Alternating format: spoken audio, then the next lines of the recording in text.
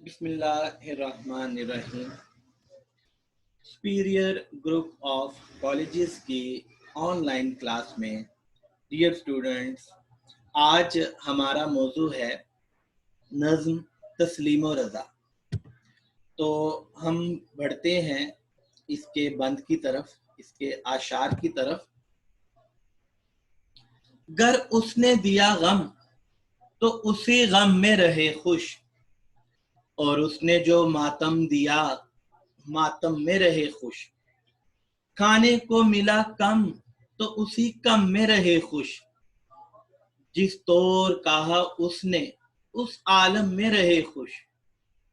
दुख दर्द में, आफात में, जंजाल में खुश हैं, पूरे हैं वही मर्द जो हर हाल में खुश हैं। गर उसने दिया गम तो उसी गम में रहे खुश, और उसने जो मातम दिया मातम में रहे खुश। मातम सदमे की कैफियत को कहते हैं, जब कोई बहुत ही प्यारा बिछड़ जाए हमेशा के लिए, तो इंसान मातम की कैफियत में आ जाता है। खाने को मिला कम तो उसी कम में रहे खुश, जिस तौर कहा उसने उस आलम में रहे खुश। तौर कैफियत, आलम कैफियत।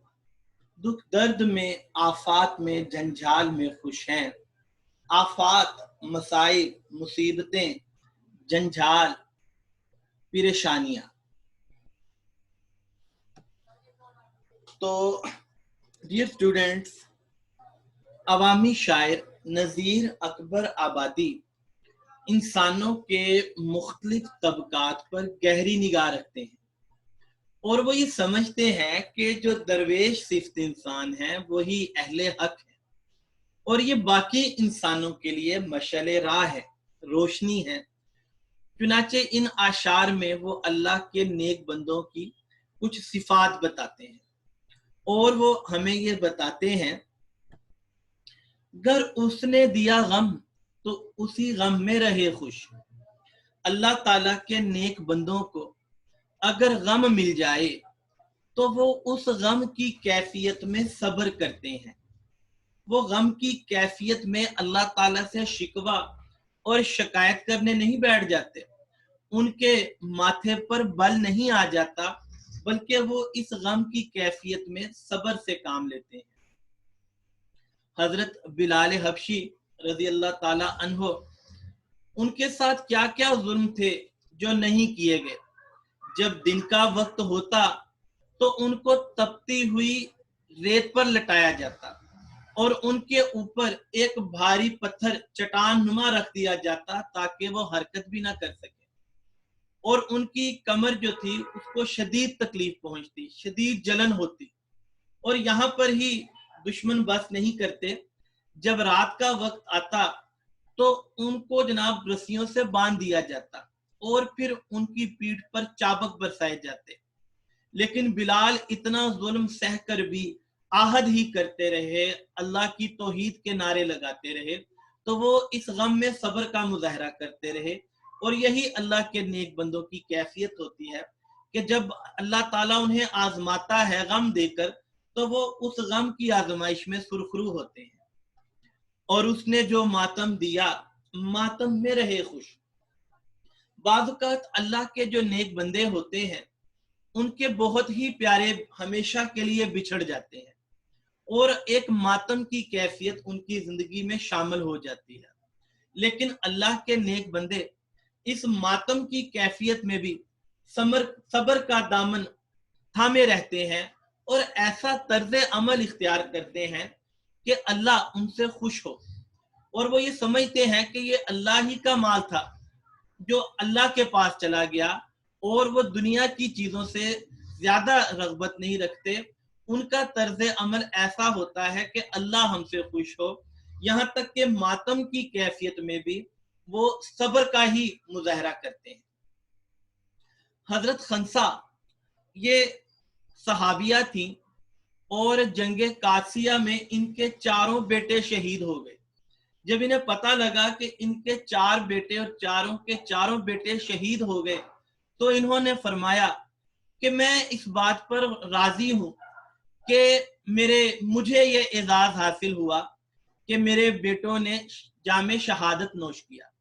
حضرت خنسا نے فرمایا کہ مجھے اس بات کی خوشی ہے کہ میرے بیٹوں نے جام شہادت نوش کیا، اور مجھے اللہ سے بڑی امید ہے کہ اللہ تعالیٰ جو ہے آخرت میں مجھے اپنے بیٹوں کا ساتھ دے گا۔ تو ایک ماتم کی کیفیت ہے، 4 بیٹے اللہ کی راہ میں قربان کر دیے، اور اس پر بھی وہ صبر کا مظاہرہ کر رہی ہیں اور ایسا انداز اختیار کر رہی ہیں جو اللہ کو پسند ہے۔ حضرت عمر بن عبدالعزیز، ان کا بیٹا جب فوت ہوا تو انہیں اپنے بیٹے سے بہت محبت تھی۔ جب انہیں پتا چلا کہ ان کے بیٹے عبد الملک کا انتقال ہو گیا تو وہ زمین پہ گر گئے اور بے ہوش ہو گئے، اور پھر تھوڑی دیر بعد جب ان کو دفنا دیا گیا، لوگ ان سے صبر کرنے، لوگ ان کے پاس تعزیت کے لیے آئے، تو پھر انہوں نے یہ کہا کہ عبد الملک میرا بیٹا موت کی آغوش میں سو گیا، لیکن یہ ہمارے لیے کوئی نئی بات نہیں ہے۔ یعنی اللہ کے نیک بندے اگر ماتم کی کیفیت میں ہو تو اس ماتم کی کیفیت میں بھی صبر کا مظاہرہ کرتے ہیں۔ امام علی مقام حضرت حسین کی گود میں ایک چھوٹا سا بچہ ہے، اور اس کے گردن پر تیر چلا، خون کا فوارہ چھوٹا، اور وہ بچہ اس دنیا سے رخصت ہو گیا۔ تو امام علی مقام نے اس بچے کو فضا میں بلند کر دیا، آسمان کی طرف دیکھا اور فرمایا اے اللہ میں اب بھی تیرے سے راضی ہوں۔ اللہ تعالیٰ کے نیک بندے جو ہیں وہ ماتم کی کیفیت میں بھی خوش رہتے ہیں، یعنی صبر کا مظاہرہ کرتے ہیں، اور اسی لیے اللہ کہتا ہے ان اللہ مع الصابرین، کہ بے شک اللہ صبر کرنے والوں کے ساتھ ہے۔ کھانے کو ملا کم تو اسی کم میں رہے خوش، اور اگر اللہ تعالیٰ نیک بندوں کو کم کھانے کو دے، سوکھی روٹی دے یا بھوک کی تکلیف دے، تو اس میں بھی یہ لوگ جو ہوتے ہیں یہ اللہ سے شکوہ نہیں کرتے، بلکہ بھوک کی اس کیفیت میں بھی خوش ہی رہتے ہیں۔ حضرت علی رضی اللہ تعالیٰ عنہ ایک دفعہ کھانا کھا رہے تھے، اور وہ اتنی روکھی روٹی تھی کہ ان سے کھانا نہیں کھایا جا رہا تھا۔ تو ایک آدمی وہ آپ کے پاس موجود تھا، تو حضرت علی نے اسے بھی دعوت دی کہ تم بھی میرے ساتھ کھاؤ، تو اتنی روکھی روٹی اس سے نہیں کھائی گئی۔ تو اس نے حضرت علی سے کہا کہ امیر المومنین، یہ اتنی روکھی روٹی آپ کیسے کھا رہے ہیں؟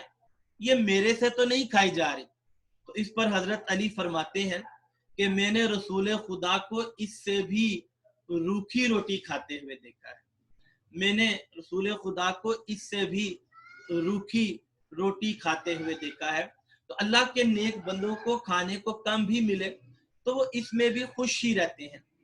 وہ ایک صحابی جو اللہ کے نبی کے مہمان کو اپنے گھر لے آئے، اور اس رات کھانے کو صرف تھوڑا سا ہی سامان موجود تھا، تو انہوں نے کیا کیا کہ چراغ کو بجھا دیا اور اپنا منہ ہلاتے رہے، اور ان کا جو مہمان تھا وہ اس کھانے کو کھاتا رہا، اور مہمان تو سیر ہو گیا لیکن ان کے گھر والے اور ان صحابی نے خود بھوک کی تکلیف کو برداشت کیا۔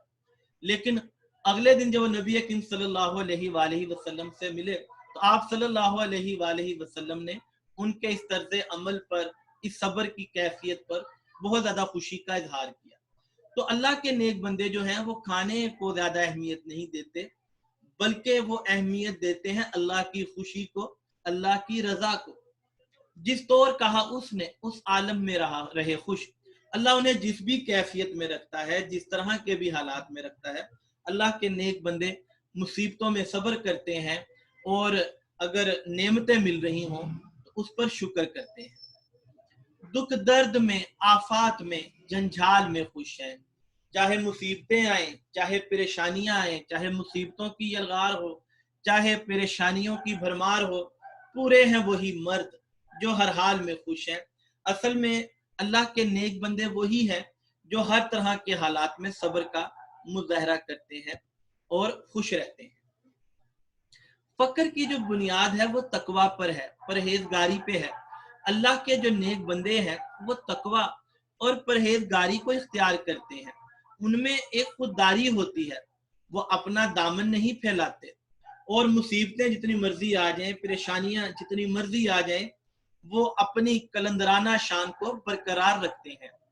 حالات کے قدموں میں کلندر نہیں گرتا، حالات کے قدموں میں کلندر نہیں گرتا، ٹوٹے بھی جو تارا تو زمین پر نہیں گرتا، ٹوٹے بھی جو تارا تو زمین پر نہیں گرتا۔